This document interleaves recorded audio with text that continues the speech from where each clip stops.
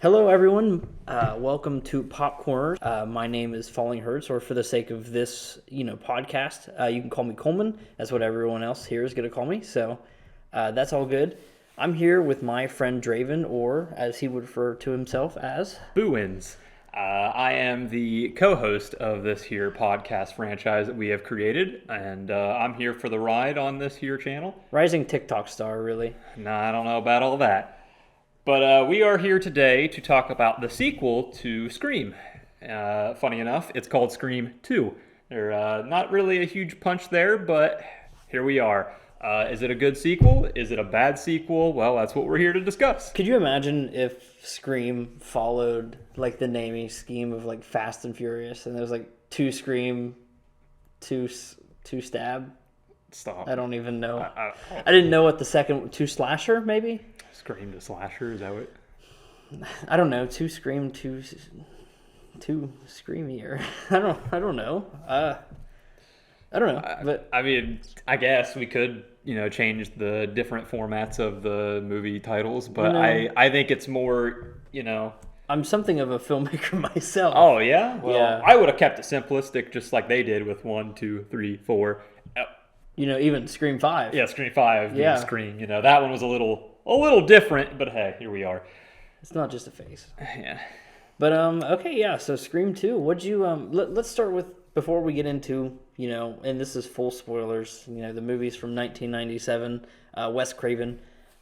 So if you haven't seen it, you probably should. It's a great way to kind of understand what we're watching and go along with it and everything like that, and everything we're talking about. So Although it would be a very cool take to see someone like Who'd listen never to this, seen have it. never seen this, Never listen seen to it. it, and then give them like what about the first one? Like, would they have needed to see the first one what like going before into watching this before podcast? before watching About the this second podcast. one that they have hypothetically never seen? I don't think they would have to watch the first podcast, to be honest, because I feel like a lot of the things that are important we're going to restate anyway.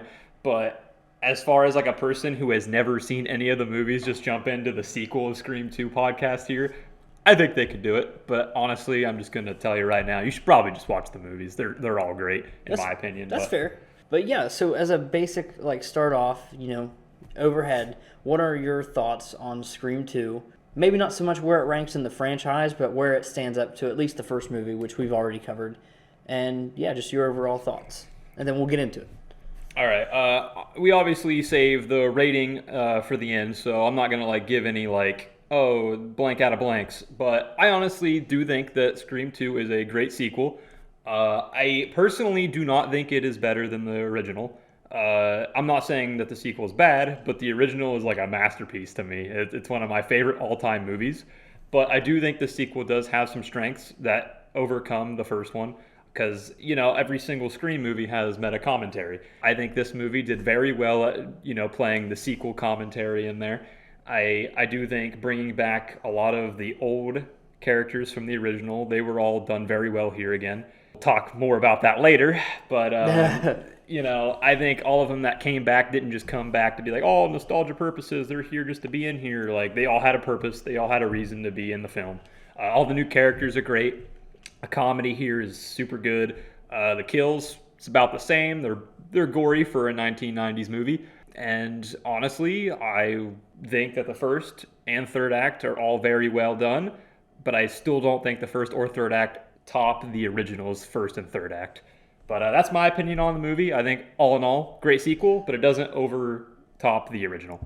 So, okay, I guess you say you put a big emphasis on the first and the third. Before I say mine, do you think the middle is like the weak point then? Because you just didn't even mention that. Like you said, the first and the third don't stand up. Like the beginning and the end don't stand up to the first movie. Mm-hmm. But is the second where it drags out, or is it just the lack of quality in comparison to the first one?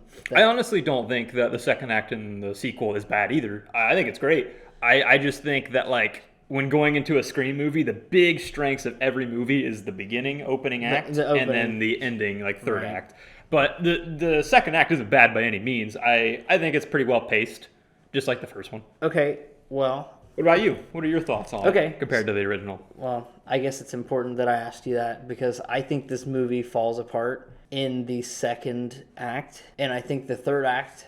When we say that, I'm basically saying pretty much the middle piece of the movie, as opposed to the final section or the final night. Pretty much, would you say that's proper? And we'll get into it, but like the killers that are unveiled and how it happens, I just don't think it's earned entirely. I mean, there's like in the first movie there are hints throughout it, and there are some hints in this one, but they're not characters that are. I mean, one of them you do see quite a lot, but it's never really attached to anything important, and that would be the mom, of course. Like she's there always because she's guised as a reporter. Mm-hmm. And so she's got a relevance to be there, you think, and then of course it's for a different reason. But then there's also Mickey, and I don't know, I just like he's there, and like they tease him being a suspect. There's kind of not really it just doesn't make sense to me, other than he's just like what's the movie watcher? What's the good one? Randy. He's just bad Randy. Right? Yeah. I mean, that's basically like, it's yeah. Randy if he took it too seriously. Well, I mean, I think that like, honestly, this is just a personal opinion. This isn't like anything like actual factual here, but I do think that like the reason they made Mickey kind of the killer is to be like, because a lot of people probably thought Randy was going to be the killer in the first one because he's like, just the original. Just because, he's obsessed with horror. Oh man, he's a horror freak. He's got to be one of the weirdos that are going to be like wanting to turn this into a reality. So they're like, hey, what if we did that? But like, we don't want to do it with Randy. I mean, everyone loves Randy, so they went with this character, and then. That's just my personal opinion. That's not factual by any means, but that was just kind of my take on it. They wanted to spin like that. What would it be like if Randy was the killer, but didn't want to use Randy? Yeah, I mean, I get that. I don't know. I understand where you come from, though. I feel this problem, which has nothing to do with this podcast, but when we get to Scream 3, I have this major problem with the killer unveil. And, like, seeing the mask get pulled off, and you're like, wait, what? Like, That was kind of my mood in 3, but this one, not so much. Okay, I gotta say, like, the mom, I completely understand. Yeah, the mom was the big bang for me. That we'll have to get into the plot. I was gonna say, a lot of this will be later talk. We'll talk about it a little bit later, but I think the mom was handled better. I agree. I just felt the lack of true motivation other than what it was for Mickey. It didn't do it for me. Mm-hmm. And yeah, it seemed a little convenient, I guess I would say. Mm-hmm. But I guess with that being said, we'll kind of go into our minute by minute, and I'm going to let you lead that because you know these movies a lot better than I do, but I will chime in as we go. Of course not. You've watched these way more than I have. Oh, you're right. My bad. This is my second viewing of this movie, by the way. This is probably my 90th. Who knows? I've watched these things so many times. So cut to Scream 2 here. There's 2 college students waiting in line to go watch a movie, and it turns out they're going to watch a movie called Stab. Right. This movie in this franchise is actually a movie of the first movie's events. Sound confusing? It might be, but what I mean by that is we watched Scream 1. All the events that happened in Scream 1 was turned into a movie inside Scream 2. So like everything that Sydney and all our characters went through in the original Scream is now a franchise in universe. So based off of the book retelling by Gail Weathers. So yes, true. Yes. But we watched them go into line to go get the tickets, and the girlfriend definitely wasn't having it. She did not want to watch that movie. No, and that's the most I can bring to the table as far as like a review of these movies is just seeing all the interesting actors pop up. And this one, as the scene goes on, Jada Pinkett Smith, who many of you may know now as the alopecia-clad wife of good old Will Smith. You don't put her name in your mouth, that's for sure. And I think the way the scene with the movie theater ends, not to get too far ahead, she ultimately is killed in the crowd of the fanatics watching the movie. Everyone's hyped up. They're all pretending to be Ghostface. They're all doing this and that. And I'll let you get back into your retelling, I promise. But you're good. She's going. She's right as she goes right up on stage at the end, and everyone's like, what the hell are you doing? What are you doing? They're wanting her to get out of the way of the actual movie, and she just falls and dies with no help whatsoever. Of course, until probably the movie ends. And I kind of feel like that's an accurate representation of how the internet feels about her at the moment. You think so? I do. Well, not actually proper, like no ill will at the lady, but that's how it felt there for a few minutes. Yeah. So very, very cultural relevant movie. Even today, Even- like, even in today. today's standards, Yeah. all the way back in '97. But yeah, back to the original concept I was saying here, as my Sorry about friend that. rudely Sorry about that. interrupted. No, Sorry about that. you're good. You're good. Well, what's funny is like they go into the movie, and on their way to the movie, they obviously all get handed a Ghostface costume. They get to wear these, and they get like fake little plastic knives as they go into the theater, and then everyone's like out there wearing all these robes and Ghostface mask and knives out, running around the theater and just being crazy, ready to watch the Stab movie. Right. And we see a little bit of the Stab movie. They don't show like the whole movie by any means, but they do show like the beginning opening scene of Scream 1, which is Drew Barrymore's character. We see basically a rehash version of it, a more cheesier and more cut down. Yeah. It's nowhere near like Scream dialogue. Ghostface had no Riz on that phone. Yeah, he was a little bland. Yeah. But then the male here of the relationship ends up going to the bathroom, and he's met with a bunch of ghost faces taking a leak. They do that good old turn around and look at him, and he's kind of like, It almost would have been creepy the way they turned around and looked at him. Though. I thought it was beautiful. Probably the best scene in this movie. The two ghost face peeing, and they just all turn around like, what are you looking at?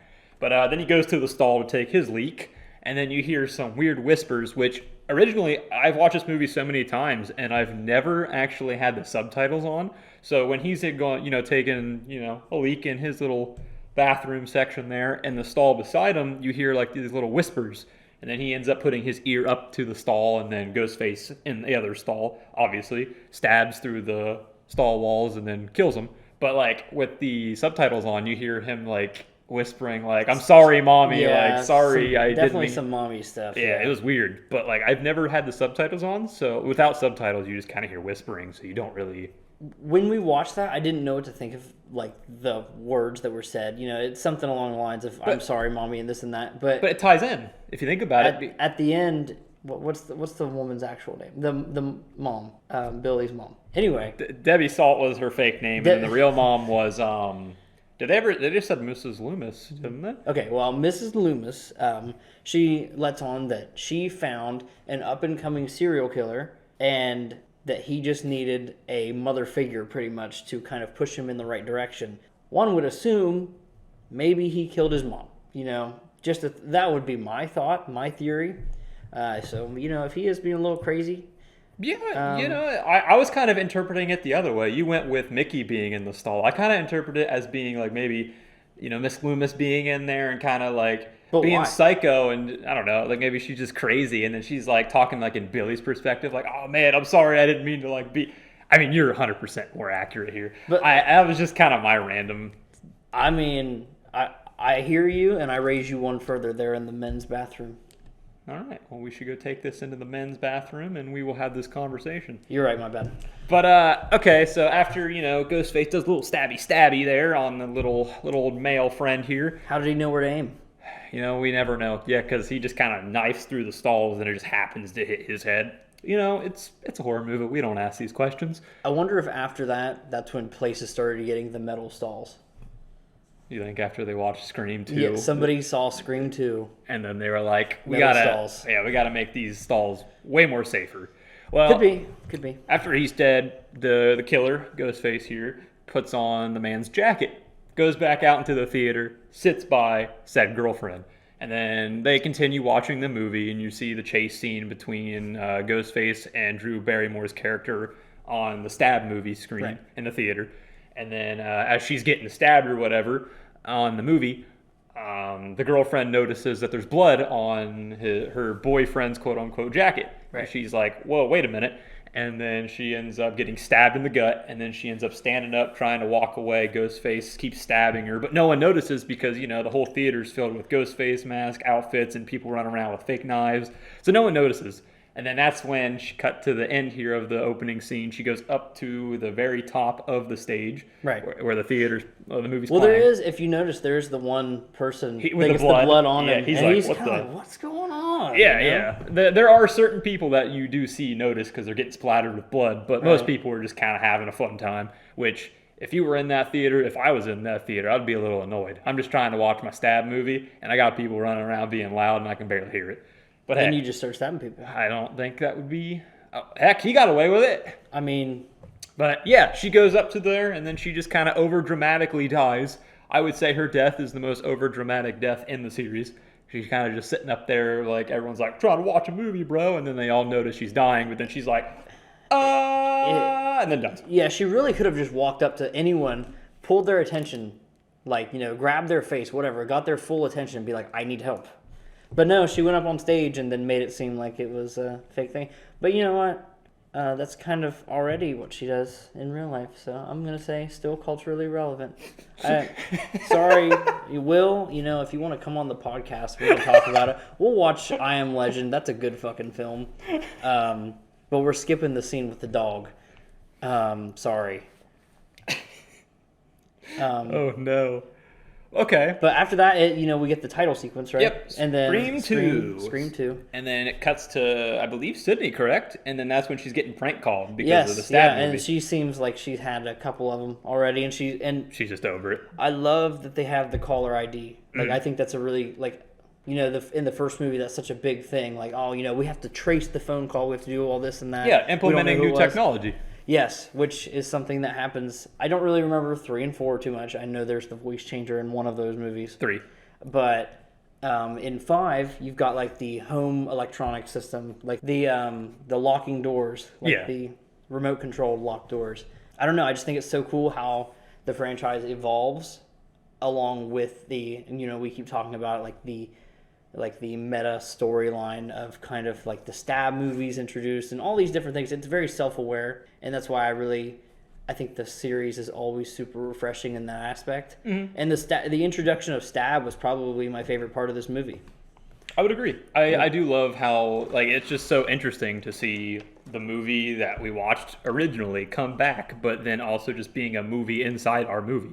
Right. It's just interesting. Not a lot of series does that, so it's cool to see. But think about it in the real world. We turn real incidents like Dahmer. We turn literally his into a real TV show, And the people who live through that, they ain't having it. They aren't liking it. There should be a rule that you have to wait. It's not statute of limitations, but it's like you have to wait until all of the victims are dead. Yeah, or and then past. maybe you can deal with it by But then. it's interesting because in real life we do it. Real life we're garbage human beings. So it makes sense for them to turn a real incident into a movie in their universe. And it's just as much a commentary on. I mean, I think there's a real message there about that. I don't think it's entirely we're going to be self-referential. I think it's true. I think you're right on that. I think you hit it on the head. No, I think with the scene, I know I'm skipping ahead a little bit here, but talking about the nude photos of Gail. Yeah. And how oh no, this is Jennifer Aniston's body. That was direct reference to, co-star with Friends, right? Mm-hmm. And which I just think that crossover is really funny. I mean, it's just a quick little nod, but that's exactly what it was. And then you've also got, if you've ever seen Friends, which I have, unfortunately, there's a season of the show, or at least an episode, I remember, where all the cast names say hyphen Arquette at the end. So it's Matthew Perry Arquette, because she changed her name when they got married. Yeah. And then... Which, again, is crazy that, David Arquette and Courtney Cox met on Scream, and they actually did get married. It's crazy. And then they're divorced now, right? Yeah, I believe so. Although they don't hate each other, I don't think. I'm pretty sure. Do they have kids? Yeah. That'll do it. But co-parenting, healthy. Yes, sir. But back to where we were, because after the opening scene, we cut to Sydney getting prank calls from all these people because they're like, the stab movie's popular, so now we're gonna harass the girl that lived through it. Right. So fun. But then we cut to her, I'm pretty sure she's chilling with her roommate, and then, she ends up seeing that, these... What's on the... Check the news. The girl comes up and says, check the news, and clutches her pearls. Yeah, very interesting way to come up to a person. I know. But, Sydney goes and checks the news and sees that there are 2 dead at the stab movie opening night, I'm pretty sure. Right. And then, she starts freaking out, and then it cuts to... She's the one that doesn't think too much of it though. No, right? because she was just like, whatever, Yeah. stuff happens at movie theaters all Right. the time. Like, it's whatever. Right. It was more Wait, Randy. No, it was more Randy. Yeah, Yes. Randy was the one. Because then we cut to Randy. Because we Yes. cut to the class, and then we see our new characters, and then we see Randy, and they're all talking about sequels. And Yes. Randy's like, sequels suck. They're inferior to first films. And- And then you were talking about aliens, and then Yeah. the- Aliens and Terminator are the first two. Yeah, that that's are what brought Mickey. up. Yeah, Mickey brings up aliens. I'm pretty sure it was Mickey. And then Yes. they talked about aliens and Terminator, and then Both James Cameron, both great films. what else did they talk about? Godfather Part 2. They Yeah, talked about. and that was the one that he kind of like. Yeah, I think he succeeded was on like, that one. He was like, alright. all right. But yeah, then Sydney and is like, "Yo, Randy, come here," and then they're walking out of the school, and then she's telling Randy about the incident, and Randy's kind of like playing it off as like, it's whatever, Right. Yep. He's just like, I don't want to live it again. He's like, I already did it once. He's like, I don't want to do it again. Right. And then that's when we cut to Derek, boyfriend of Sydney in this Yes. movie. Yes. Then we kind of meet the whole friend group, and then Dewey returns. Dewey's Yeah, coming Dewey back, comes back because he's concerned about her. and he's limping around because nerve damage or Right. whatever, because of the original film. And then Gail's there too, trying to because Gail Yeah. sets up a quote unquote interview that Cotton thinks Right, is right. She actually between the two that Sydney wanted to do this with him, but Right. then he finds out that Gail was just setting it up. Right, because she wanted them both to be there. Because she did want the story, but she wasn't. Yeah, Sydney didn't want to do anything with Right, that. Yeah. yes. And then, Sydney does another bop, gives Gail another punch. I know. I was kind of like, I don't remember if she does, but then she did like that turnaround that she did it. I was like, oh my gosh. And then, Some things are tradition for this franchise. If Yeah. only she did it for the rest of them. And then that's when Dewey ends up telling Gail to leave her, leave Sydney alone, and they end Right. up having their They have their confrontation. little spat, and then I think Dewey just cements himself as like a great character in moments like that. He's like, he talks about how she's talking about him in her book, and she's not saying the most nice things, but then she's like, oh, I didn't mean it like that, And he's like, oh, but he memorized every line. He and what page. oozes with inexperience. That's me with this podcast. Me too. But they met, and then he was kind of upset because of the book and like the way that she talked about him, and Right. which is fair. You know? Kinda- Absolutely. And then we go to, at some point, we hear about a party, and I think Sydney does. That's what her and her roommate were initially talking about, right? Yeah, 'cause they she was wanted trying to get her- her to go out and not isolate herself. And also see the sorority house, Sororities, right? yes. She's trying She's to like, sell oh, you them don't that. have to join, but at least go see, Right. And then we cut to Buffy a the sor- Vampire a- Slayer. Yeah, a sorority girl. CC Cooper. And she is having what a night in, right? It's just Yeah, her. she's just the only chilling. one, supposedly the only one in the house. Mm-hmm. She, gets her phone call, or she's on the phone with her sister. Is it her? I wasn't paying attention enough to know if it was her sorority sister or her actual sister. She's, talking on the phone. She gets another call. Of course, it's Ghostface. Whichever killer it is, one could presume it's probably Mickey. And then, she's thinking, oh well, here, let me hang up on you. I gotta talk to, was it Tim? Was that the boy's name? I think that's the boyfriend's name that she gives, which doesn't matter. I'm not gonna say it. But, she thinks it's just her boyfriend calling her drunk, and then she calls back, and then he's like, I'm not Tim, And then she, of course, starts to get nervous. She starts to get scared. She calls back her friend, but she steps outside, loses cell service, or loses phone service. Because that's when she tries to call And campus security. Yeah, then the friend or the sister or whoever, she says, hey, you should just call campus security. Don't freak out. And then she tries, and then campus security is like, no, we can't hear you. You're breaking up. So she has to step back inside the house. So she has to step back inside the house. And, of course, conveniently, she stands in front of, like, the blacked-out doorway, which you're thinking, oh, no, here it is. Ghostface, here This it is comes. the end. And then, Yeah. of course, out steps one of the other girls. Yeah, just a random girl who was just there. Because she's like, what are you doing here? And she's just like, I live here? Yeah. And then she was actually just getting a change of clothes for the party, and yada, yada, yada. No big deal.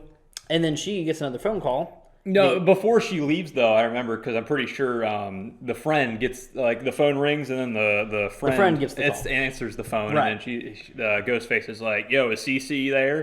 And then she's like, "Oh yeah, hold on." And then like while she's passing the phone, you see Ghostface. Yeah, he's in the because the front background. door is still open. Right. When she walked back in, so he just slides through the front door and like walks in. Which it's kind of sad if you think about it, because if she would have never freaked out initially, she would have never let him in the house. Yeah. Or if she just would have walked with said friend, Right. to the party. Yeah, I mean- like she would have been fine. Yeah, I'm not a huge advocate for parties, but that would have been one of them instances where I would have went. I would have like, sorry, I getting some weird phone calls, some creepos. I'm gonna just to make sure. right, absolutely. I mean, buddy system. Yeah. They say it's a thing for a reason. But yeah, then he's in the house, and then she's kind of freaking out when she's talking to Ghostface again. Then CC's just kind of sitting there on the phone, and then Ghostface kind of busts out of a closet. you Yeah, know. oh yeah. Because And- she's still checking around when she's first walking around. She's like looking Yeah, behind opening stuff. doors and stuff Yeah. because, And then we chase her upstairs. yeah, very Bicycle. The bicycle in the hallway. Why was the bicycle on the top floor of the house to begin with? That makes me wonder. Like, It's so what kind of good. psychopath? Like, they never used it. They didn't. Or it's like the equivalent of having like an oven in your house, but you get fast food every night. Like, why was it on the top floor? That's like me with my dishwasher. Your dishwasher? I don't use the dishwasher ever. Boy, if I had a dishwasher, I would use it every day. I would, just so I didn't have to do dishes. The sink's right here, and Yeah. then right beside it, below it, dishwasher, and it's been turned on one time. Well, give me yours then. Go ahead, just take the whole thing. I'll be over for it. But But yeah, the bicycle's pretty funny because in the chase scene, she's running up the stairs, and Ghostface is chasing her up, and then she just kind of throws the bike down at him, and he's like, "What the?"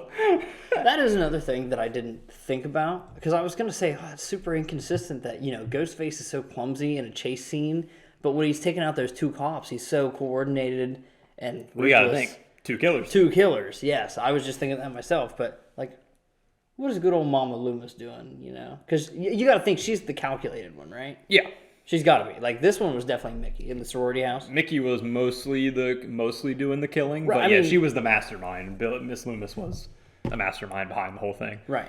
But I would say CC's Ghostface was probably him. I don't think it Yeah, was Miss Loomis. I mean, there wouldn't be a logical reason for it not to be, because if there's anyone that's ever met this girl, it's probably him.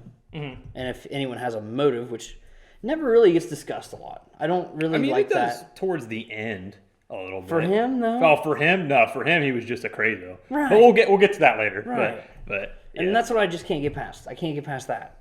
Okay, so then, Ghostface is chasing the CC up the stairs, bicycle, blah, blah, blah. But then, Ghostface catches up to CC, kind of just throws her through a whole entire door window. Right. Just throws her Yep. through it. And then he didn't really have to, but he kind of went up to her and stabbed her in the back a few times.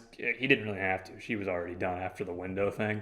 Because then right after, he stabs her a few times out. Because when he throws her through the window, the door window, she's out like on like a deck. Like a balcony. A balcony. Yeah. Yeah, balcony. That's a better word. And then he just throws her off of there, and then she dies from falling. Falling does hurt. Falling Da-da-ding! Falling does in fact hurt, I've been told. But yeah, she dies from getting thrown off the balcony. So the stabs weren't really necessary, but just to get the little stab in there. That should be something we do. Like, we should give a movie a gold star anytime. Yeah, it has a there's falling fall, death. like a falling death, like someone falls off a building or something. Ding! Scream 2, you got a gold star. We can't Ding! watch. We can't watch any 9/11 documentaries though. I don't think I would want to watch any of those. I wouldn't either. But Anyway, then we go to the party. yes. Party.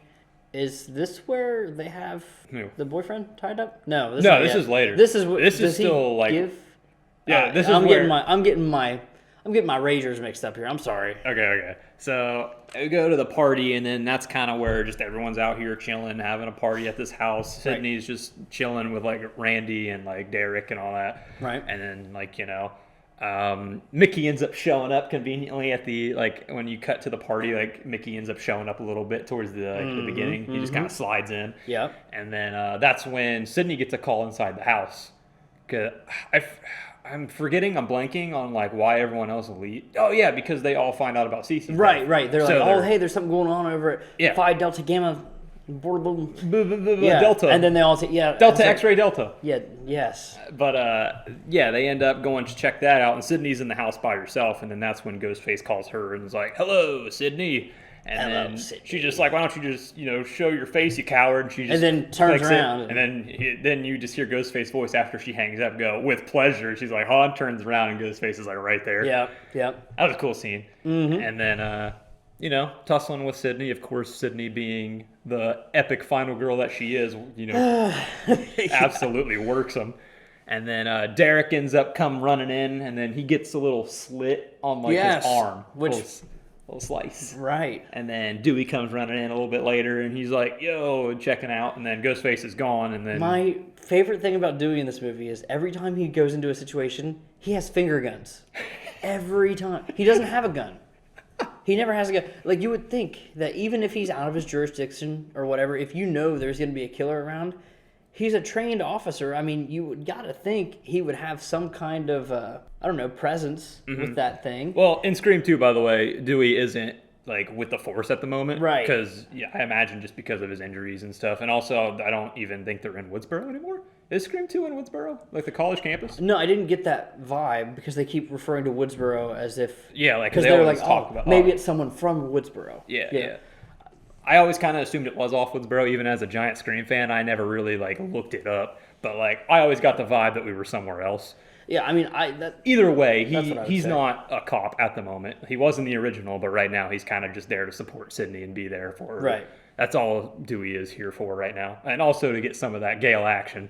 But after that we cut to the hospital, and then that's when Mickey's like talking to Sydney on the bench outside of the room. is it the hospital? Yeah, pretty sure. Because then I thought it was I guess I kind of figured it was the precinct. Nah, because that's where. Oh, you're right. Derek's getting you're wrapped right. up, You're and right. Mickey's- And then Dewey's like, pretty convenient that you only got cut on the arm a little, and it missed all your nerves and major arteries. Yeah, and then Derek's like, "It's just a shame you came in after he was gone," and trying to And fight Dewey's back. like, Yeah, he's like, "You're right."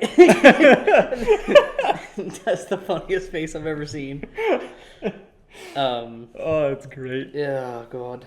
And then after this scene, we're cutting into is this the part where Dewey and Randy are in the cafe and talking to each other kind of later on? Yeah, because they're going through their suspects. Yeah, right? suspects, and Yes. then they're talking about At some point, I think we have missed that Sydney does walk out of a building and she's barraged by reporters. And I think this is actually when Gale tries to set her up with Cotton, Oh yeah.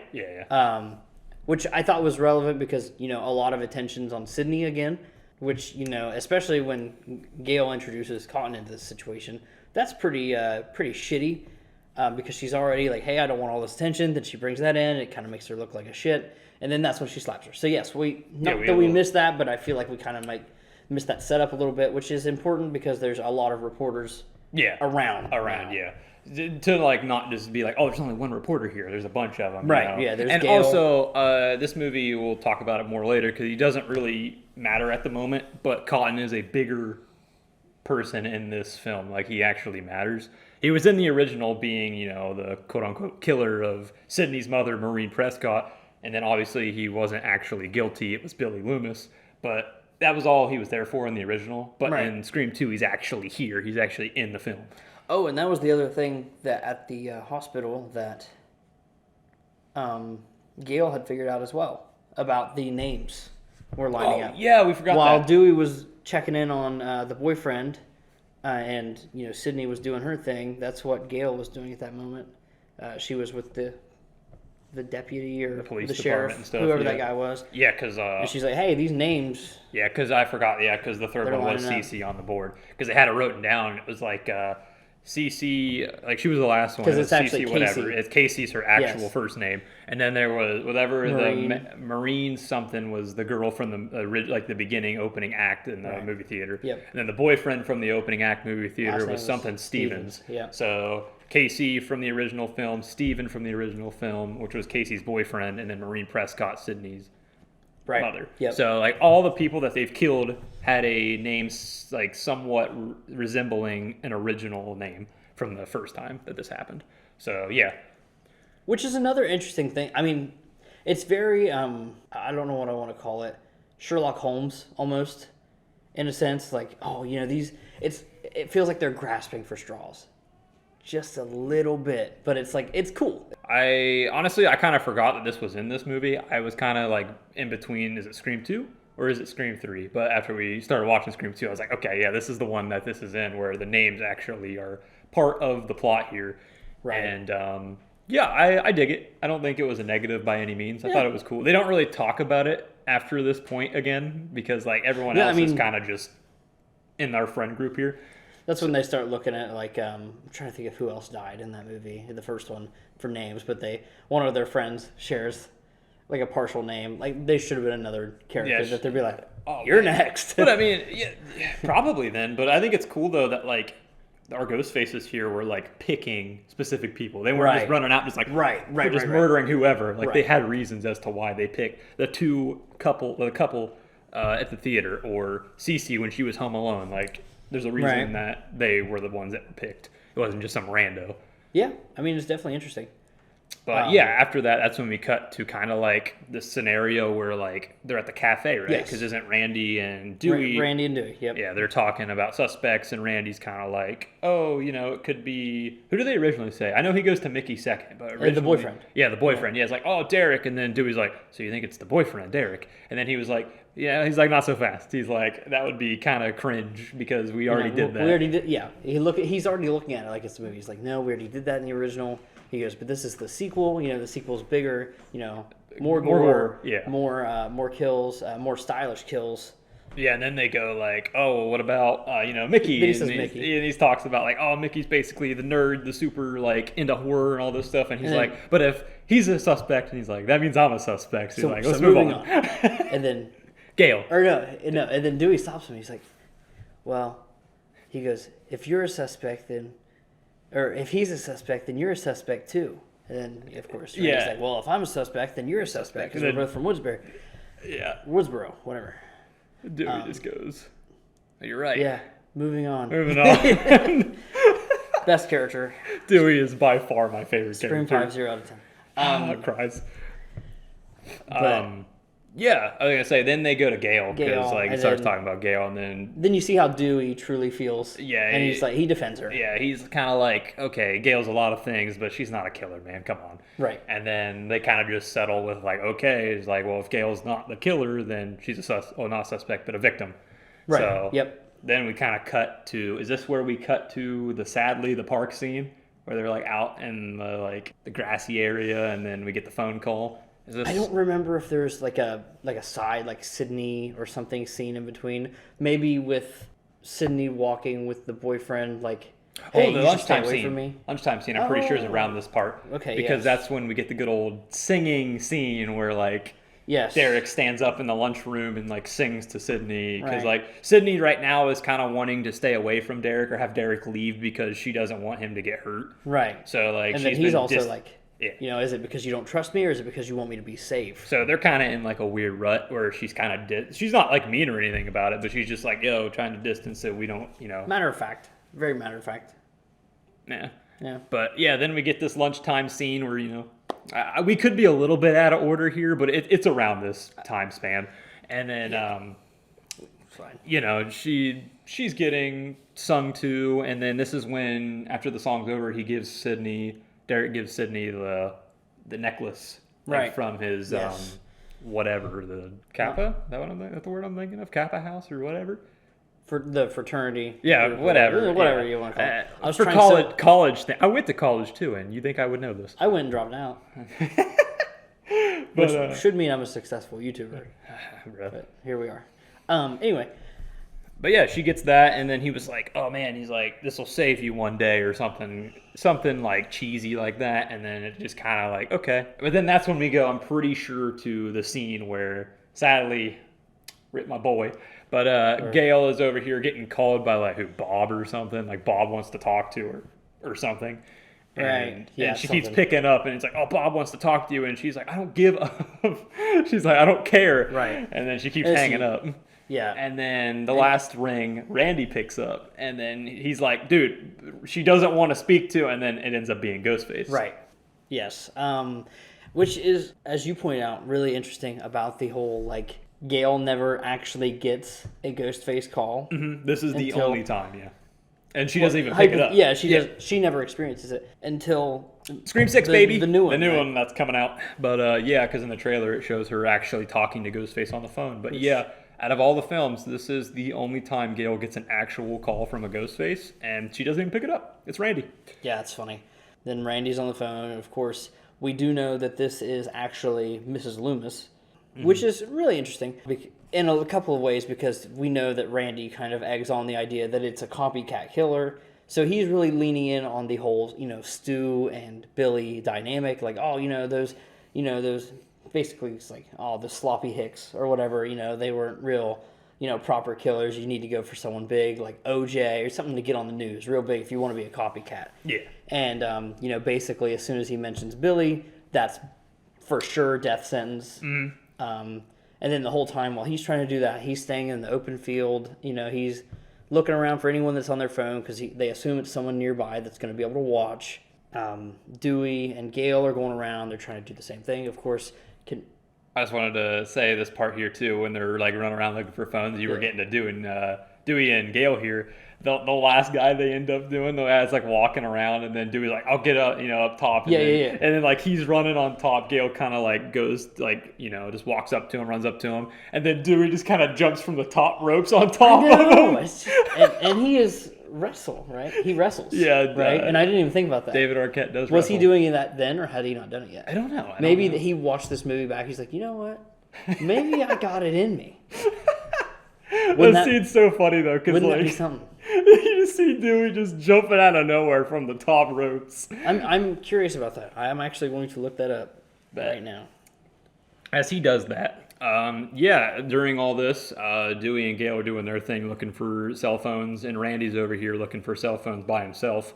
And he kind of, as Coleman was saying, he was talking. What really made Randy start talking about like Billy and Stu like really bad is when he gets ticked off because Ghostface, aka Miss Loomis at the time, was talking about how like he's never gonna be the guy. He's never gonna be able to date Sydney. Right. So like he gets ticked, and then he starts talking about how like pathetic Miss Loomis is and like how pathetic Billy and Stu are. Right. And then he kind of just casually like on the phone walks towards the news van.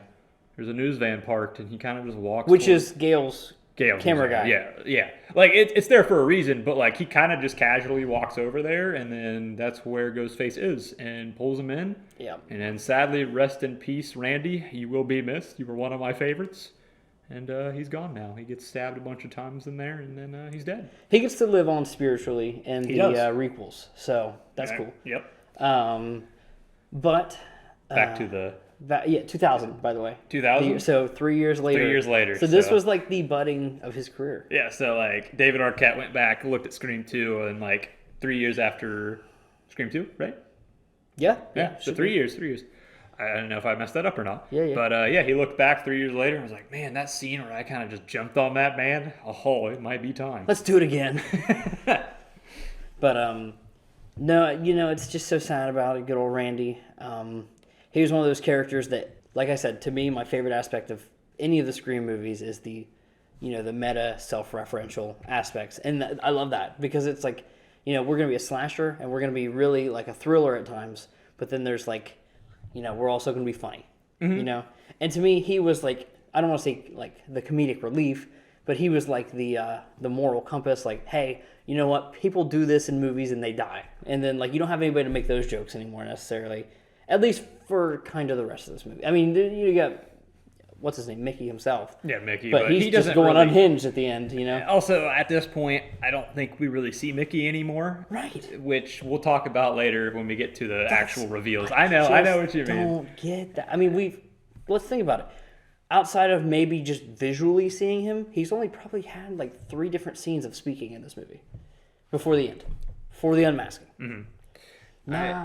Just not enough for me. I'll give my opinion on that when we get to the end here. I'm more with you on that on Scream 3 with the reveal of that, but I get what you're coming from. I get where you're coming from. So after this whole Rip Randy scene, where do we go from here? Oh God. I'm trying to think. Now I'm blanking on myself here because after Randy gets deceased, Well, there's the press conference. yeah, I'm also thinking of Another the. one, I think. at I'm some thinking point. the chase scene, right?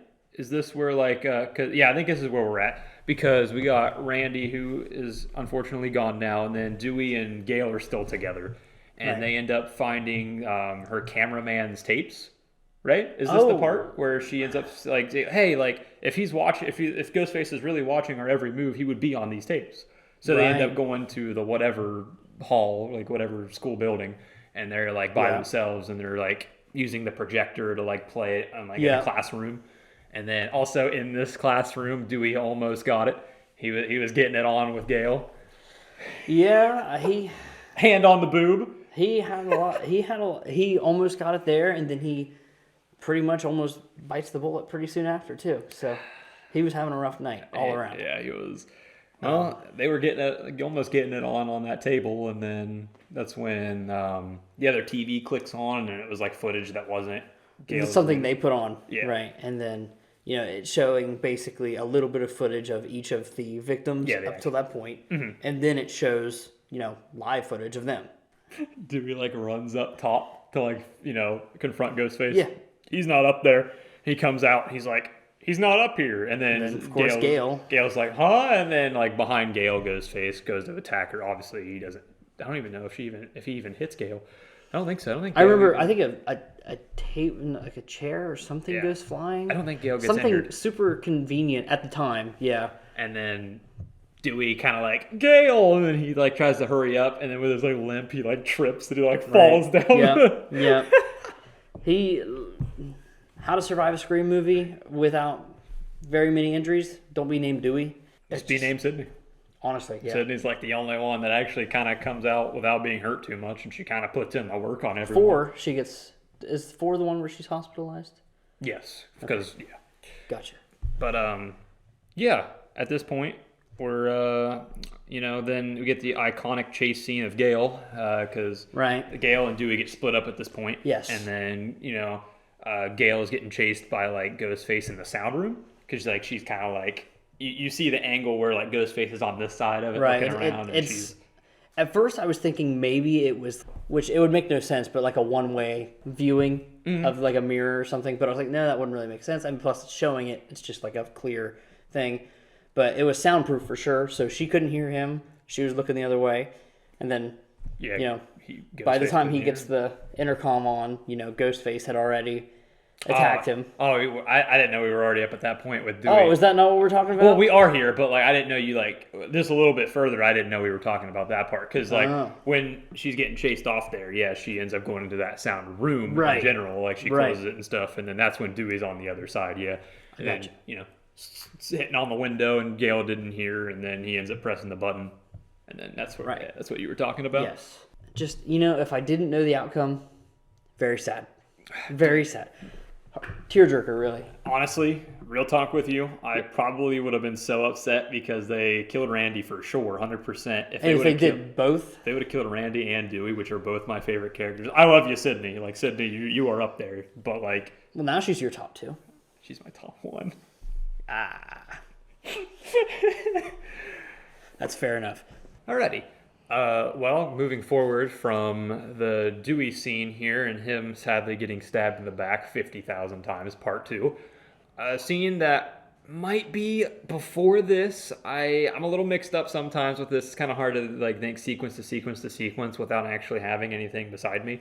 But there are detectives or like 2 detective cop peeps kind of walking around following Sydney ever since the beginning of this. But there is a scene. Well, not after the first 2. I think it was it once the sorority girl or was it once Randy? I think it was after CC. Okay, you're right. I think you are right. But these 2 detectives are following her, trying to protect her, make sure she's safe. And there's a scene in this library where Sydney's on the computer, and then it pops up like Ghostface sent her a message like, "Oh, you're gonna die tonight," and all But that stuff. it was like local network, so they knew it was one of the computers in the library that sent it. Yes. And the detectives are kind of looking around. I think this is important because this is where Cotton kind of shows up around the corner and is trying to like get Sydney to be like, hey, you need to go on this talk show with me and like let me tell me my side of the story and show everyone I'm innocent. And Sydney's kind of like, yo, everyone knows because of the Stab movie and Gail's book, like everyone knows you're innocent. And He just wants money. yeah, Ultimately, money and popularity is all he wants. right. And that's kind of where we're at with that. Cotton kind of just clicks in there and just kind of pushing Sydney like, hey, give me this deal so I can go out and be popular and get the, you know. And I think this was the point in the movie. The only true point in the movie was right here, where they actually kind of teased that it could be Cotton, in my opinion. Because like any other point, he's very like Yeah, it's kind of nice. well spoken, calm, but he's kind of interfaced in this moment, and it's ultimately a misdirect, Yeah. which I think the movies are ultimately pretty good at. But this one, that's fine. I mean, I think the misdirects for the not killers, I like a lot more in these movies than like the actual setup for the killers. Because in my head, my mind's racing like, could it be this guy, this guy, this guy? Who could it be, or a girl? I guess hypothetically. Every time it's usually like, I don't want to say the most likely, because sometimes it's not. Like, would you ever have guessed that the mother was involved in this movie? No, God, no. I would never. But, Would like- I never guessed Debbie Salt to be anything of relevance. Right. I thought it was more of like a character building moment for Gail, if anything. Like she kind of sees herself. Yeah, she's like, oh, I don't want to be that person. Right. Like, Right. Yeah, that's. I mean, seeing the movie for the first time, I'm sure that's probably how I felt. It's been so long, I don't really remember, but I almost would have seen it like that. But it was never set up in a way like, yeah, she was at every crime scene.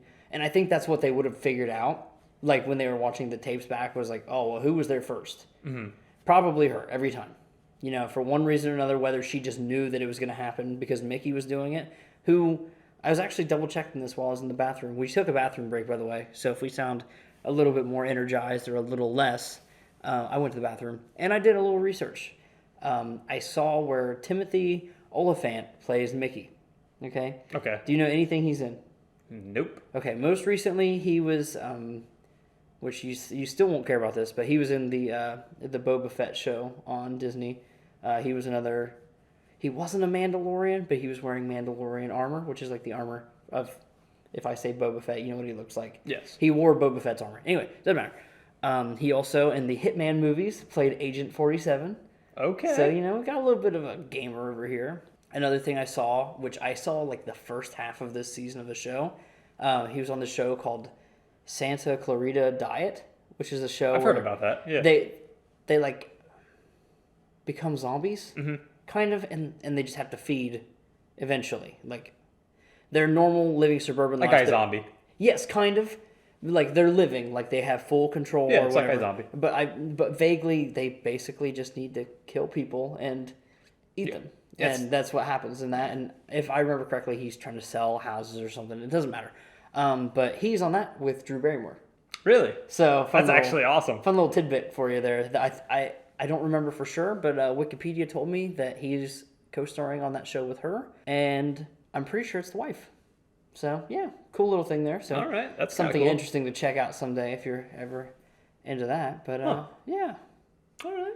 I might have So- to check that out. I knew Mickey looked so familiar, but he looks so different here than any time I've ever seen that guy otherwise. Because in everything else, he's got he's older. He's got the silver hair. And he's really thin. Where Mickey's kind of like wider faced.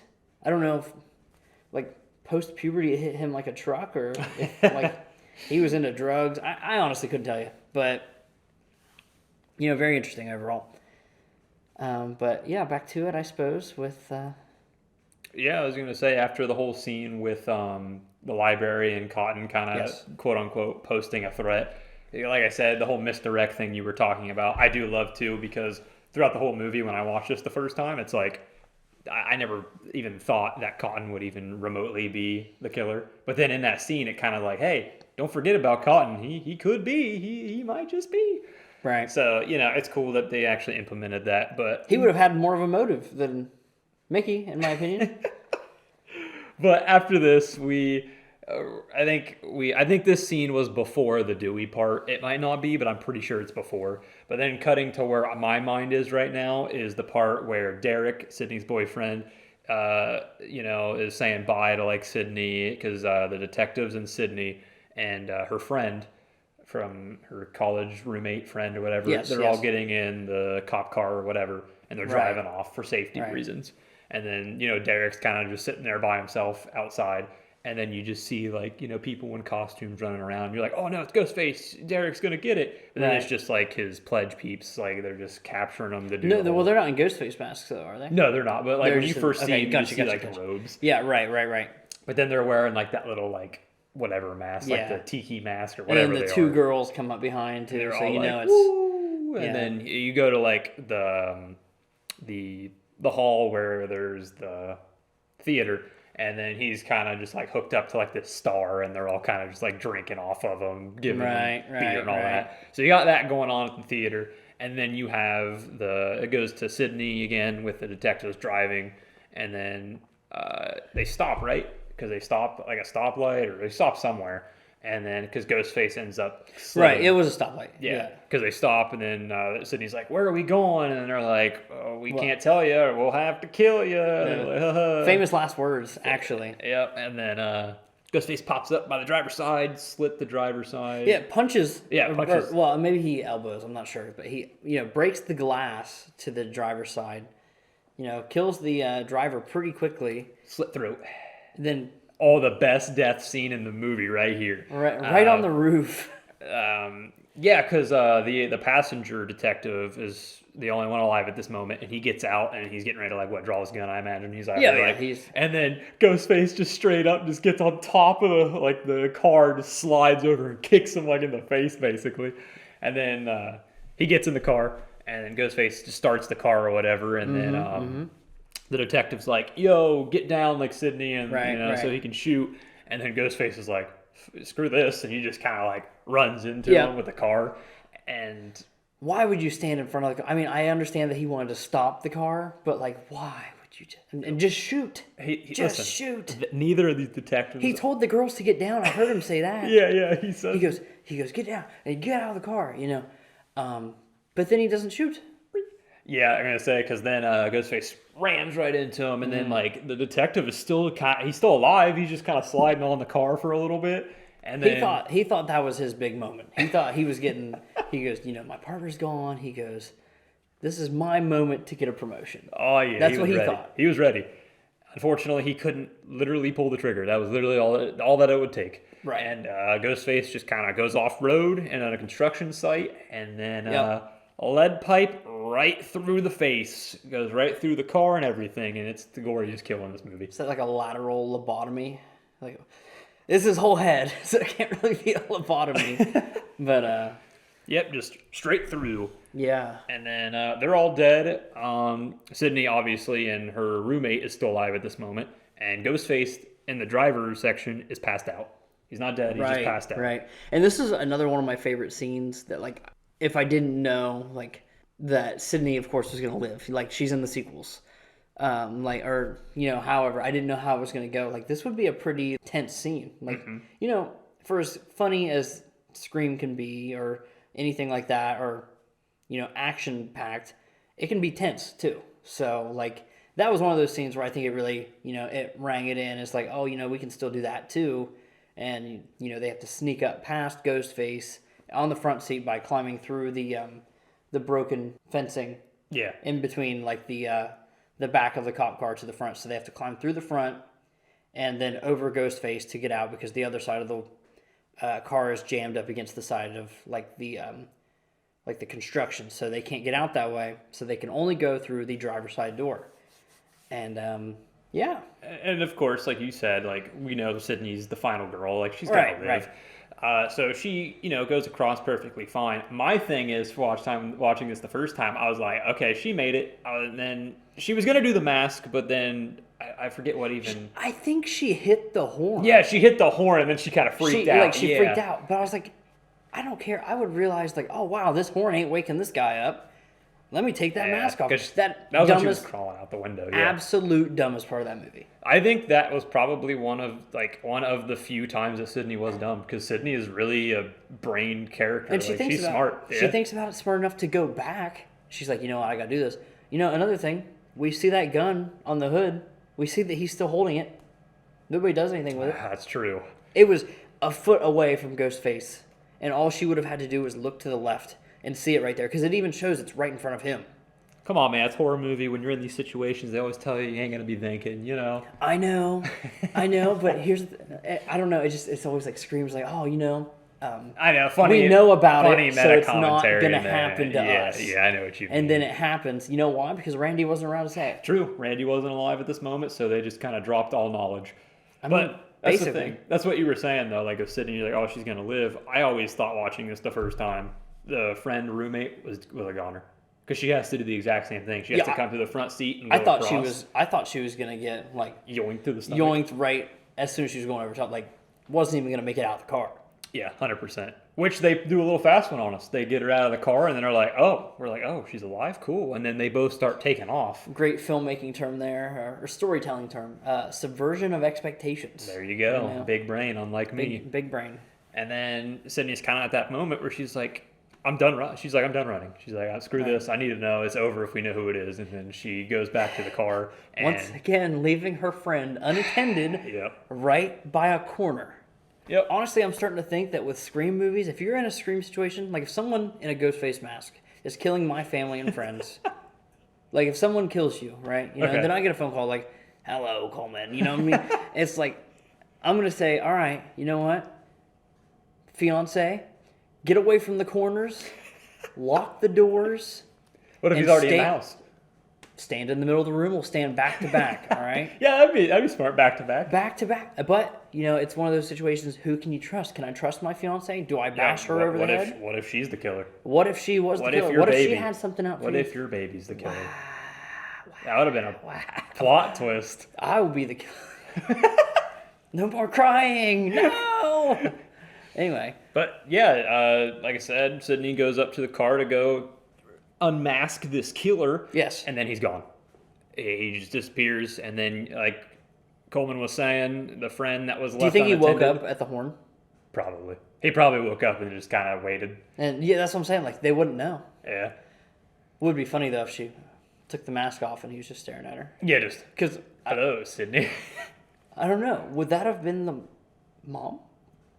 Because At that moment, my thought was that would have probably been Mickey, because the mom at this moment was, because this is the moment where Dewey and Gail stuff was going on, and Gail runs out and calls on the phone like, oh, it's Cotton Weary, because Cotton Weary ends up finding Dewey's like body that's bleeding right. out. So it couldn't have been her. And he like was trying to help Dewey, and then his hands are all bloody. So Gail sees that and thinks that he's the killer, and is calling on the phone. And then Debbie Salt was right there, Right, So it would have to right. be Mickey.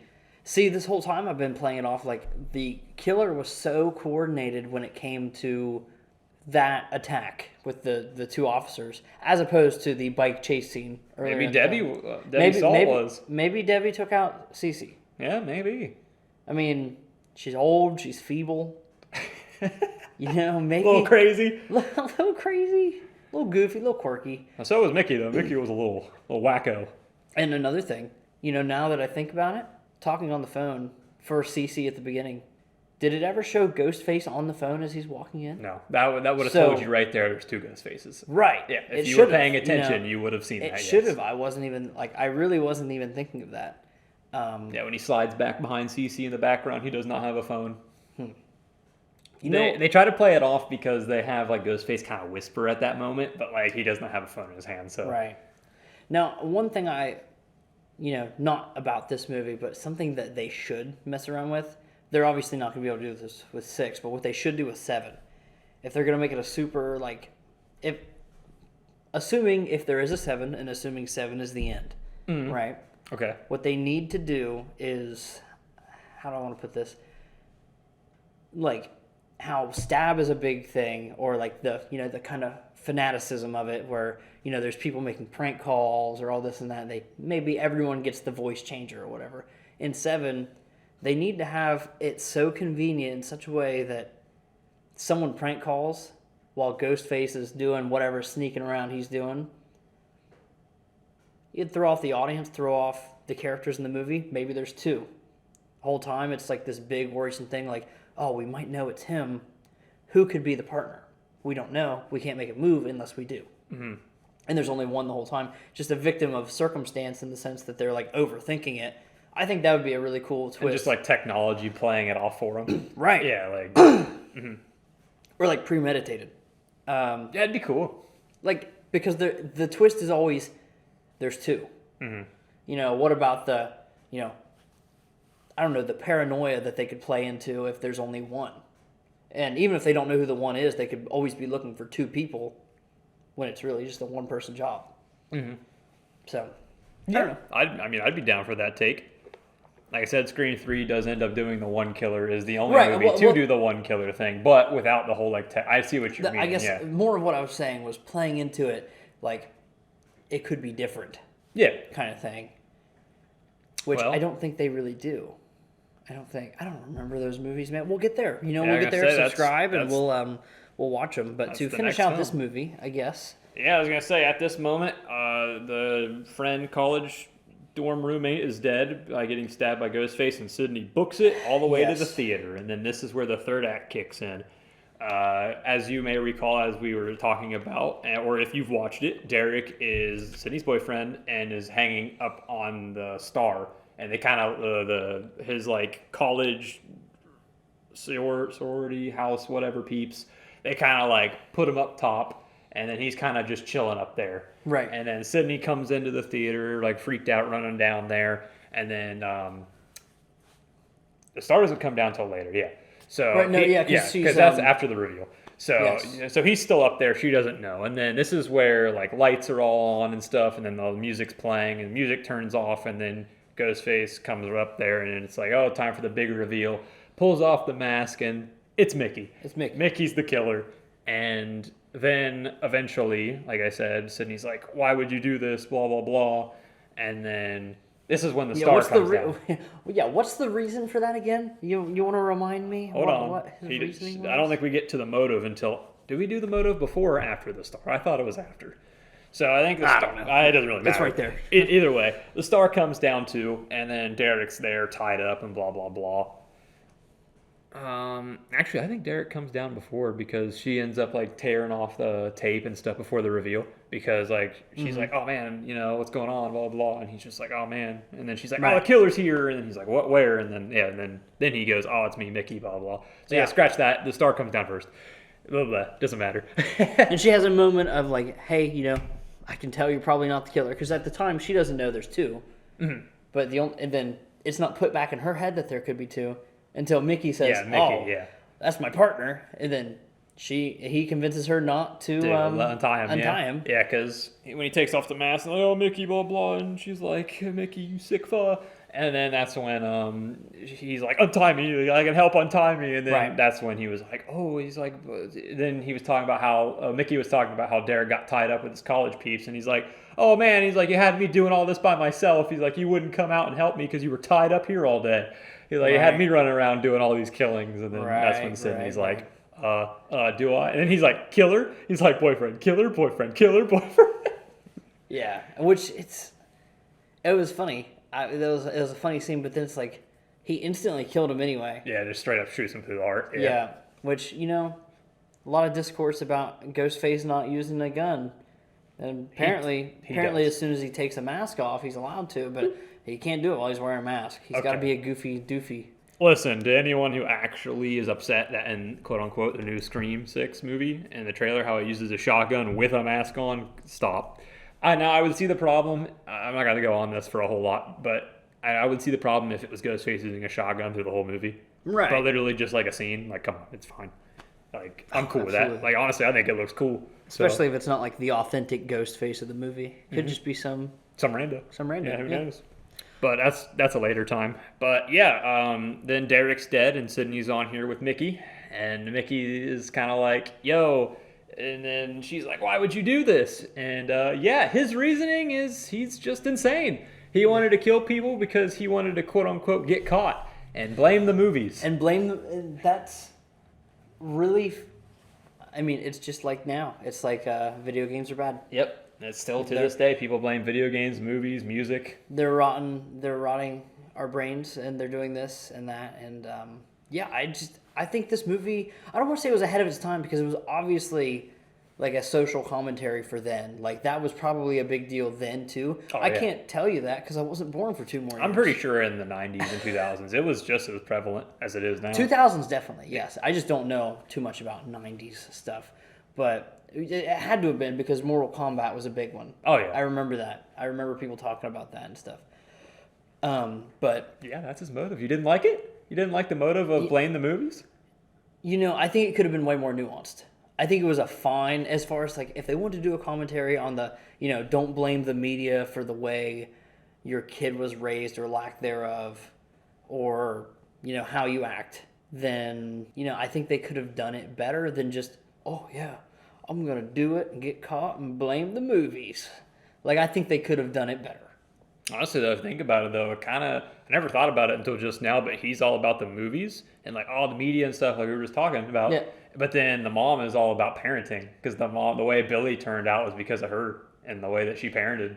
So like if you think about it, it's kind of funny that like, oh, this guy was turned into quote unquote this because of media and all this, but then Right. oh, parenting caused Billy to go crazy and all this. And Right. then- Well, again, I go back to my theory of like, did he kill his mom because, he wants to blame the media, but he never, and he's obviously media obsessed in a way, but it seems almost more of like there's the cop out answer. I'll just blame the media, because it's the thing I can do and get out scot free. Mhm. But is he like that still because his mom wasn't good? But you just don't know Yeah, that. I know. You don't know see the that. background of Mickey. We don't have enough background of these characters to understand their motivations, and like Well, we do miss Loomis. right, but not- we don't have any inclination as to But- who that is. Okay, so let me just scooch the thing here real quick. So like all this is happening, and then they're going back and forth, Sydney and Mickey, and then we get a cool line about like Sydney being like, "Oh, you forgot one thing about Billy Loomis," because Mickey's like, "Oh man, I want to be like Billy," Right. and I then he's fucking like, killed him. "Yeah," Yeah. he's like, "What's that?" And and then fucking straight up killed him. whacks him with the necklace that Derek Necklace. gave her. Yes. And then all this is happening, going down. Russell tussles. Sydney punches him and beats the crap out of him, basically.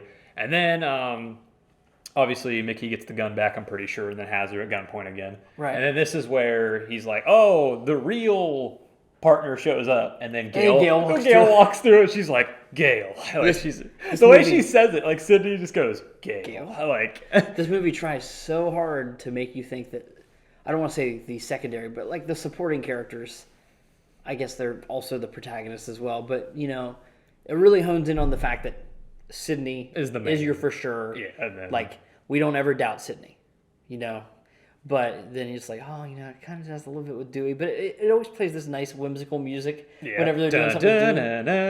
Like, it's always doing that. So it's like, you never really think it's Dewey, even subconsciously. And then Gail's Gail's a piece of work. I love her in these movies, but she Yeah. is a piece of work in universe. Yeah. But like, I never really thought she was the killer No, either. no. Like, she gets a lot more softer as time goes on. But Right. But yeah, Gail walks through and she's like, Gail, and then here comes Debbie Salt walking in with a pistol over up against Right. Gail. Right. And then this is where we find out that Debbie Salt, and then she talks about, oh, I'm not Debbie Salt. Because as soon as Sydney sees her, she's like, I always wanted to talk about that too here, Miss Loomis. yes. Because obviously this movie does really, really well because it makes sure that Sydney never meets Debbie Salt, quote unquote, which is Miss Loomis. Sydney never runs into her at all until this very moment where the unveiling of who Ghostface is. Right. So when she walks through the door, like everyone who has seen her, like Gail and stuff, just thinks, oh, reporter, cool, the Debbie Salt, whatever. But then Sydney immediately just goes, Miss Loomis? So Right. like I think it's really cool that they made sure that Sydney never interacted with her at all, and that probably would have given it away if you paid attention. To Right. be honest, but also as far as killer unveilings here, you also, which I assumed it was Mickey. You also assumed it was Mickey the first time you watched this, just because Mickey the way was he the one looked. that I was like, you know what? He just looks like he's a But sloosh. But Mickey was the one I got, but you didn't get Debbie. I I didn't. I didn't. I think I kind of figured there was two, if I remember correctly, but I didn't really think the setup just wasn't there for me. But I was gonna say too, though, like, so Debbie Salt's quote unquote Miss Loomis, whatever. Didn't you cool, whatever, Miss Loomis, whatever. But it's kind of hard to like know. You don't know that, so like it's hard to like, oh, this is the killer. But for Mickey, if you actually paid attention in the beginning, he's the only one who has like a camera. Like he's walking around with a camera out, like when he's hanging out with everyone, like Sydney and Randy and everyone. He's got the camera in his hand, and they're always talking about how like he's recording people. And then you cut to the scene where like Dewey was getting it on with Gail almost. He Right. sets up his own footage up top on like a Right. projector. It would have given it right there if you were paying attention, like really, really, really well, that it was going to be Mickey. So I think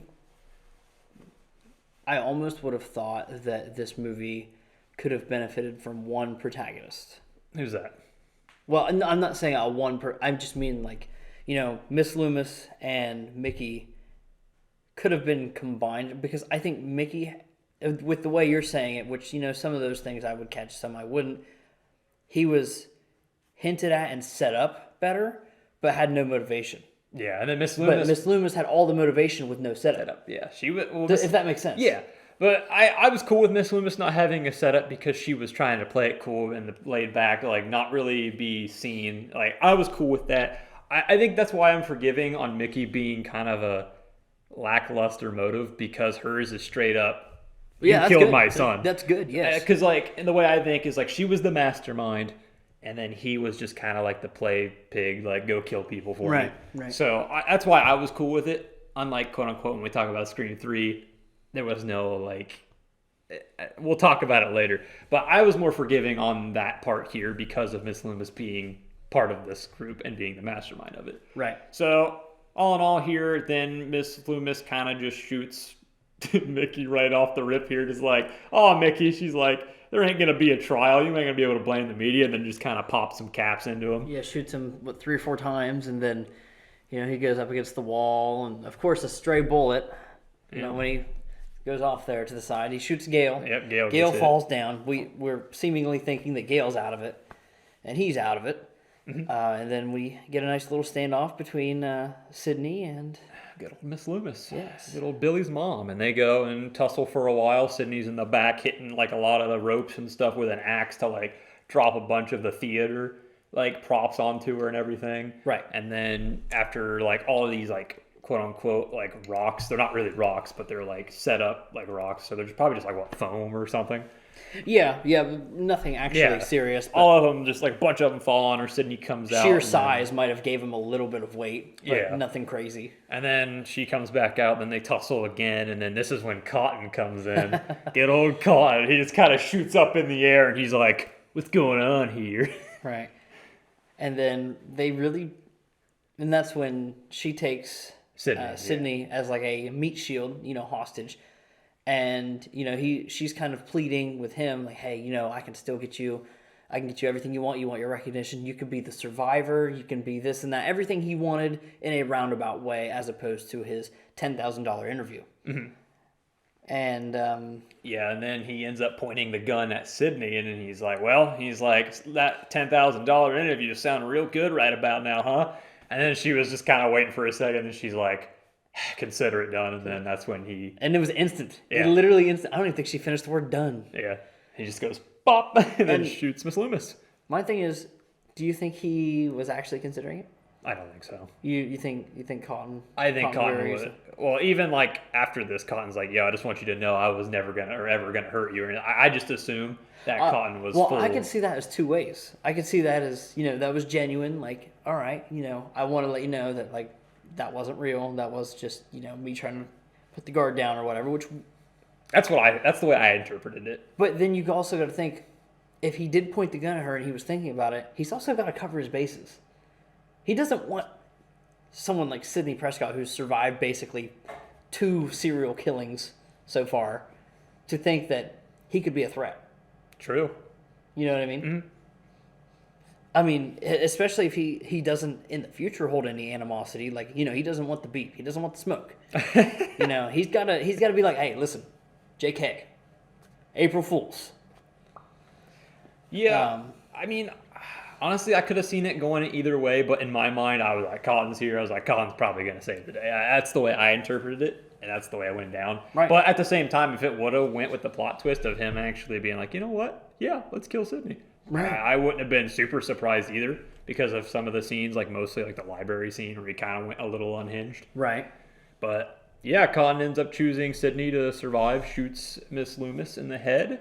And then they're kind of just chilling, getting all grouped back together. Gail's like, yo, help me out of here. And then they pick her back up. And then the Scares whole... the shit out of Cotton. Yeah, she's like, hello, I'm still down here. Cotton's like, holy. You know, something to think about. I actually think that scene, that standoff between Cotton and the mother, had the best setup. True. Because, you know, Cotton is teased as someone who could be Ghostface. Yeah. Right? Both wanted some sort of revenge on Sydney. Right. One for prison for a full year and one for killing Son. Right. And that's, in and of itself, like, that's good motivation right there. It's like two people who have very negative impacts basically deciding her fate. And then you also get, like, earlier on the teases of the movie where it's like, oh, you know, is Cotton Ghostface? Because, like, he's doing all this, like, the library stuff, and he's, you know, he's trying to approach her. The bloody hands, yes. Yep. So we, as the viewer, are thinking, you know, obviously it was a misdirect that he wasn't Ghostface, but especially with some of the stuff, he could definitely hold enough animosity to, like, well, to Sydney, I should say. Like, he would hold enough animosity to Sydney to where, you know, it's a coin flip. Like, it really is. So, I don't know. I was going to say. Long roundabout way of saying that, in my mind, had I not seen it, once again, this the big if. Yeah. I would be curious, like, what he would do in that situation. That's why I think it's a little more like, you know, there definitely could have been two outcomes there. Because I think he's set up as someone who may not exactly be A fan of a Sydney. moralist. Yeah. He's definitely out for his own gain, one way or the other. But unfortunately for Miss Loomis, he decided to pick with Sydney. $10,000 is a lot better than saying, hey, I'm the last guy. Yeah, true.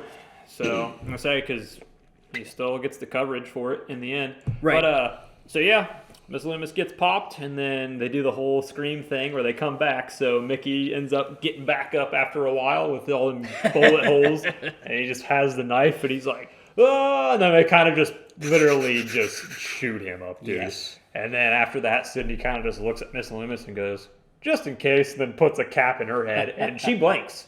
So that was my interpretation that she was still alive. She's still alive, yep. But then after that, they go outside, and then the press is there, and it's like, oh, Sydney, you're a hero. Oh, you're the last one standing, blah, blah, blah. And then she's kind of like, you want to talk to Cotton over there. He's the hero. Right. And then they go and give Cotton what he wanted all along. And that was kind of like her little, like, here you go for saving me kind of thing. And then that's the end of the movie. Sydney goes walking off around off campus, or walking on campus away, and then it cuts out to credits. Yeah. And that was the movie. So I like this. I like this format that we just did, which I know we're still talking like mid-episode. So if anyone did listen this far, then, first of all, thank you. Yes, Legends, Legend 27. But I like the format of going through the movie. Maybe, you know, we'll try to structure it a little bit better, but I think this was a very big we did improvement. more than we did for the last one. Yeah, I think, and it's sad too because Scream is my favorite movie. So I would have loved to eventually, like, if we like do this for a long, long time, I would love to give Scream 1 justice again one day. We'll do it for some anniversary as the first one. Yeah, there you go. I say because like we talked about a lot of things in that podcast for the Scream 1 movie, but like we were all over the place. It was scatterbrained. Yeah, definitely scatterbrained. It was a shotgun. Yeah, this one we actually beginning to end. We at least hit the key points, while also I think we had enough tangents to be entertaining, I would say. Yeah, we didn't just just the movie. We put in some of our comments and some puns and whatnot in there. But yeah, usually that's going to be the format. Then just kind of like talk about like from beat to beat, like the most important parts. And you know, sometimes we might get a little mixed up, but basically beat to beat. Right. And in the end here, we rate it and also give our initial final thoughts here. So with Scream 1, you rated it a 10 out of 10. Yes, I rated it a 10 out of 10, and you rated it an 8 out of 10. Yes, 8. But if I remember correctly, I would probably say 8.5 or 7.5, depending on when you caught me. We will use. Let's confirm that we're going to use the 0.5 system. Well, yeah, we'll do the and I'll do that, like the give or take, like, you know, like probably 8, maybe even leading towards one way or the other. But yeah, this movie is, and I will start off, just simple fact that I probably don't have as much to say as you do. But I think that this movie is fun. and entertaining overall. And as a first time watch, it's definitely one that leaves you guessing. I think the kills are entertaining, and I think some of the like cinematography at the setup of like, I don't know, it's kind of predictable in the sense of like, oh, she stands in front of the doorway, she stands by the corner, she does this or that. Some of that stuff's kind of like cliche at this point, and I think honestly my only true negative is that it doesn't have that same sense of hominess that the first movie does. And that sounds really weird because it's like a slasher thriller movie, but the first movie is like, oh, it's like a small town problem kind of thing, and it's like, you know, all the characters and each one of them has their own like section of time where you're getting a little bit with each of these characters. Like even with Randy and Stu and Billy with the movie theater, there were scenes that had nothing to do with the main four, or three rather. I guess technically, if we're looking at it as Randy came in the next movie, he was one of the main four, but not really, in my opinion. But I thought the first movie did a lot better job setting up everything, and like I already said, I think that the two antagonists of this movie, both ghost faces, could have been combined into one character. Preferably, obviously, it would have to be Mrs. Loomis because that's a great motivation, and somehow it would have needed to be done in such a way that she still didn't run into Sydney, and she also had a great setup to where every other character was meeting her and just not knowing who she was. And I thought that would be really interesting and a better way to set up the ending. But that's just me, and probably a 7. 7? 7, yeah. All right. I think that's a flat 7. I wouldn't go below it, but I definitely wouldn't go higher either. So I'll say 7. Okay. Full point lower, but with Scream, if I'm leaning towards 8.5, which I do, I think I do, I'm a firm 7. So Firm 7. No, yes. no, nothing lower, nothing higher. No, absolutely not. I think that's fair. I think that is very fair. Especially for someone who's not like super, super obsessed with the franchise like I am. Yeah, So- you gotta add the bonus points and everything. Yeah, like I said, I'm a little biased. I am a huge Scream fanboy. It is my favorite horror movie, my favorite slasher, honestly, my favorite movie in general. That's not even just horror. Scream, the original, the first film, my favorite film. All day, every day. So, Scream 2 here. Honestly, I agree with you that the first film is set up a lot better. I don't think this film is set up like terribly by any means. No, I think it's very, very well put together.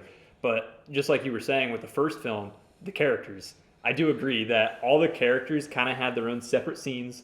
They all kind of had time to shine. And like, I think the problem with this Scream 2 is it didn't do that. And like Mickey was the killer, and like I honestly am the same way. He only had like a select few scenes that you actually see him.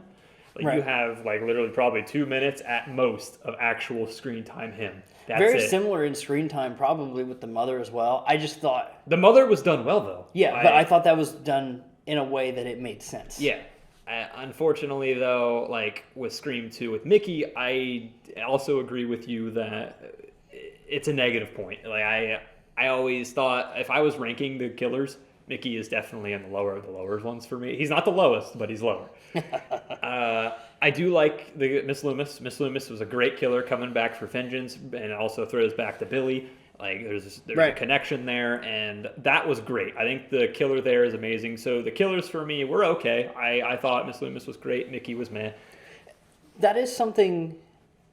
Sorry, I'll let you finish your thought, but don't let me forget about the whole idea that the Billy Loomis plotline continued into Scream 2. Okay. Because I think that's pretty relevant into what I would like to end with. But continue with your ranking there. All right, my guy. But I do agree on those terms.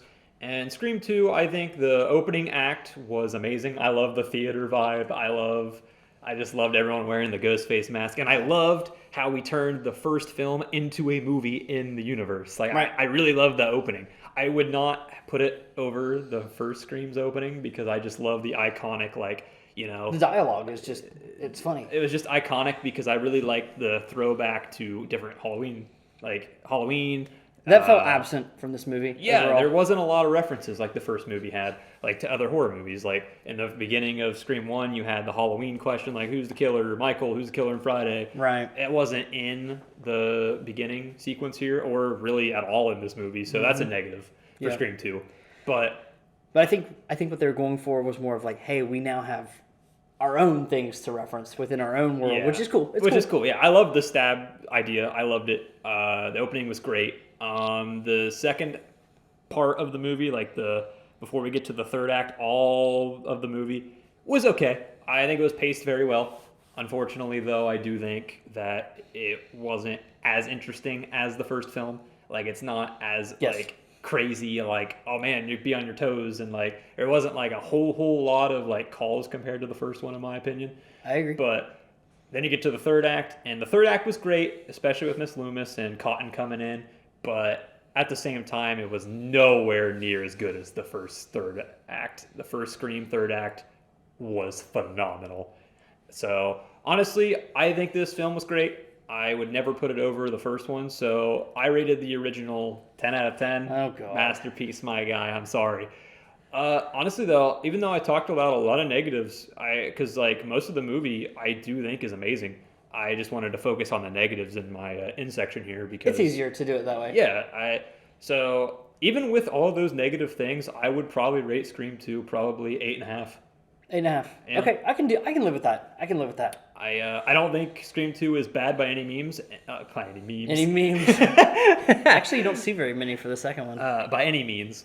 I do think there is a lack of character focus here on anyone other than like Sydney, Dewey, and Gale. I think all the other side characters don't get screen time, unlike Scream 1, where everyone really had a lot of screen time. Do you think that was because in the first movie they really didn't want to differentiate who the protagonists would be? Probably, but at the same time, I still think a lot of the characters that were in the friend group deserved a little more screen time to get more of a, oh, hey, maybe this guy Like might the- live. or like the this girl- roommate? Yeah, like the roommate. Yeah, the Yeah. roommate was really close to Sydney, and like we barely get any scenes with her. Like So yeah, like. in the dorm and in the cop car. But then look at Tatum from Scream 1. You get tons of scenes with her. Right. So I think that on top of just Mickey's killer being kind of just mediocre, but Miss Loomis kind of carries that over and carries the ghost face reveals for me. But even with that said, Mickey being a part of it is just anime. So the reveals were all right. And yeah, I think the movie overall took a lot of steps forward as far as introducing the stab to the universe and just having Sydney, Dewey, and Gale go through another traumatic event.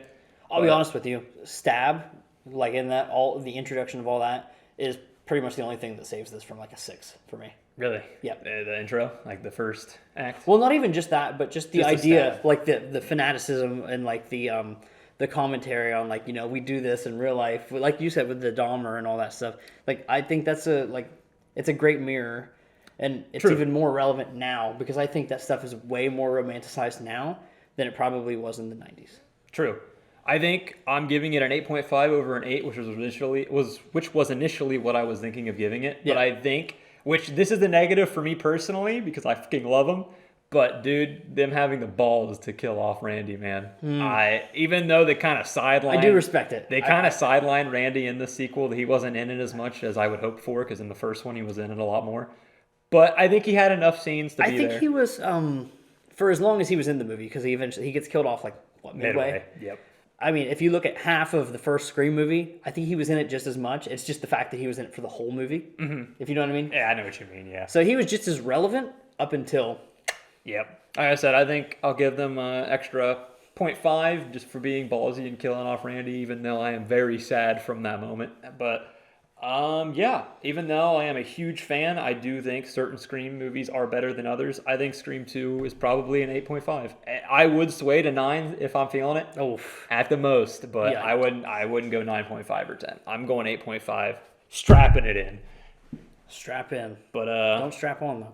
what were you saying though? What was your final thing? Yes. So what I went in with was kind of what I'm least excited for 3 and 4. I know it kind of comes back a little bit with relevance in 5, is the idea that it started with the feud of Sydney's mother and Sydney and Billy Loomis, right? Yep. in the second movie, we obviously know that Billy Loomis is still relevant because it's his mother trying to enact some form of revenge. I don't really remember 3 and 4 that well, but I don't remember any relevance of this plot line, and there is a mild relevance to it in 5. Yes. 3 and 4. I love the connection. I love it being all connected to where it started. And if, the theories or anything like that of Stu returning, Yes. that is still just as relevant as any Billy Loomis stuff. Yeah, because Stu was originally part of the original killers, but Right. no one, obviously everyone sidelines him because he was definitely the side Ghostface at the time. But, Right. he was still an original killer. Bringing him back and focusing on his, what's his family doing? Right. What did they think about Stu going? They're going to be so Mad at me? You hit me with the phone, you... You dick. But, yeah, Scream 3, it does. I know you haven't seen Scream 3 and 4 in a long time. Scream 3 doesn't... And both of them have only been once as well. Scream 3 does not touch on it a whole lot, but it does circle back at the end a little tiny bit to Billy a little bit. Gotcha. But Scream 4 does not at all. Okay. Well, Not really. So, okay. Well, I guess let's wrap this up. This has been Pop Corners. Pop Corner. Sorry, I not gotta Pop say, Corners. Pop Corners, we Not getting sponsored, sued. not sponsored. We're getting sued, we do Pop Corners. Yeah. No, Popcorn. Or Popcorn. My man out here stressing. Yeah, this is Pop Corner. Yeah, you can catch me on this YouTube channel. That's pretty much it. Follow me on Twitter at FallingHurts1 because Falling Hurts was taken. Thank you, Elon. And this is my good friend Draven, and you can find him at Booins pretty much Everywhere. everywhere. And, YouTube, mostly TikTok, Yeah, TikTok, Twitter. Twitter, Instagram, basically all the social deets. But mostly I'm just going to be here for Pop Corner, talk about some movies, man. So yeah, consider subscribing here if you want to see more of these. This is going to be every Friday going forward. Right now we're finishing the Scream movies in preparation for Scream 6. And whenever Scream 7 rolls around, I will probably just do a single episode. We probably won't watch them. I mean, we can do it on our own time. Yeah, but not But we like- probably won't do episodes leading up to whenever 7 is. But I thought this would be a good way to start this podcast. And yeah, so after that, I think I get my pick of the litter, but I probably won't do a full franchise. We'll probably just do like a one-off movie, and then might kick into some other shorter franchise, something that's not MCU long with like 25 films. We'll do something, 2 or 3 more, and then something else. Yeah, I was gonna say I'll probably just fluctuate between some of my movies, some of yours, Yeah. and just kind of go from there. And, Obviously, these ones are mine. If because- anyone leaves recommendations, we'll consider. yeah, that for as well. sure. Yeah, recommendations would be great. So yeah, but yeah, that's it. Us signing off, and thanks for watching. It's probably going to be like an hour and a half long by the time I'm done editing it. But at So, least it'll be formatted way better because Yes. the first one was Yes. definitely all over the place. Yes. So thank you so much for watching, and goodbye. Bye.